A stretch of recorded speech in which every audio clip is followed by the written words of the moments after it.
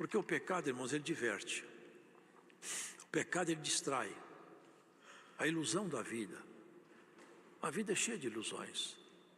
Mas não pode distrair para sempre. Não pode divertir sempre.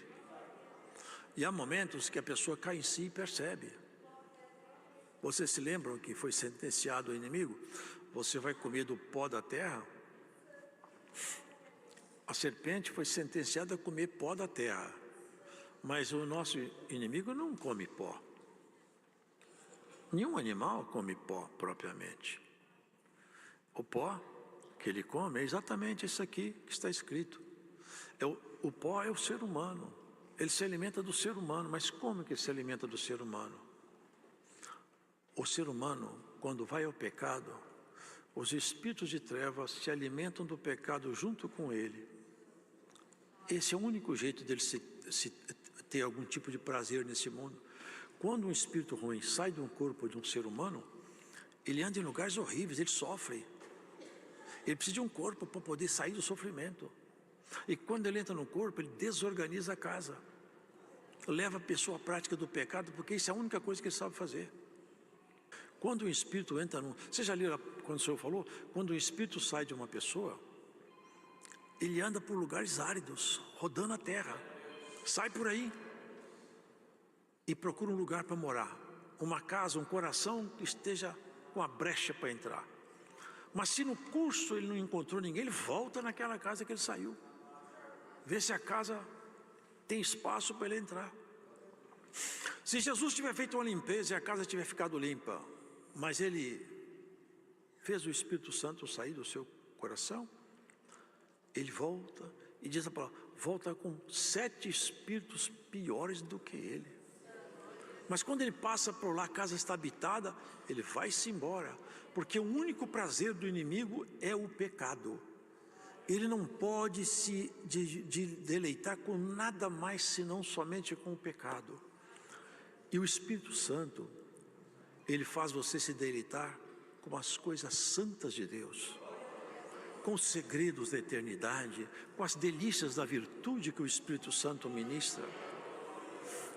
Você não pode sair da casa do seu pai, porque aí fora só tem comida de porco. As pessoas só se divertem com comida de porcos. O pecado, a ilusão, a fantasia da vida, tudo que tem fora são comida de porcos. Alimento, o maná que desceu do céu, essa é a mesa do Senhor.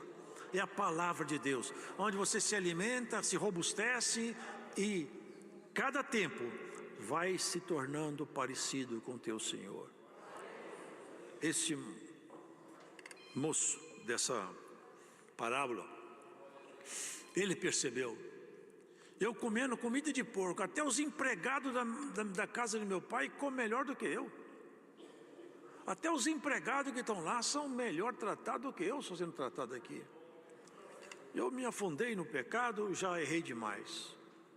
Eu acho que Deus, meu pai não vai me querer mais, mas pelo menos se eu for lá, se eu for apenas um empregado lá, é melhor do que estar livre como eu estou agora. Eu vou fazer um propósito comigo. Eu vou chegar na fazenda do meu pai e vou falar com ele, pai, eu pequei contra o céu e perante o Senhor eu pequei também. Mas eu não quero que o Senhor me aceite como filho, mas me põe como um dos seus jornaleiros, me põe como empregado aqui, porque é melhor ser empregado aqui do que ser livre onde eu andava. É melhor ficar aqui servindo de empregado do que comer comida de porcos. Alguém que escuta essa palavra aqui, volta para cá. Deus não vai te dar um emprego, não. Vai te dar o doce nome de filho que volta à casa do pai. Doce nome de filho.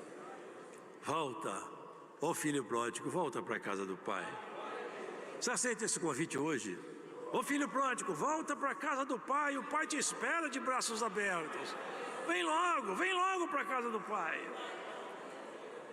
Enquanto ele fazia o plano de se humilhar, e o pai com o coração partido, porque ele foi embora. Deus não fica com... Todas as vezes que um pecador sai, um homem vai para o pecado, Deus se entristece, irmãos.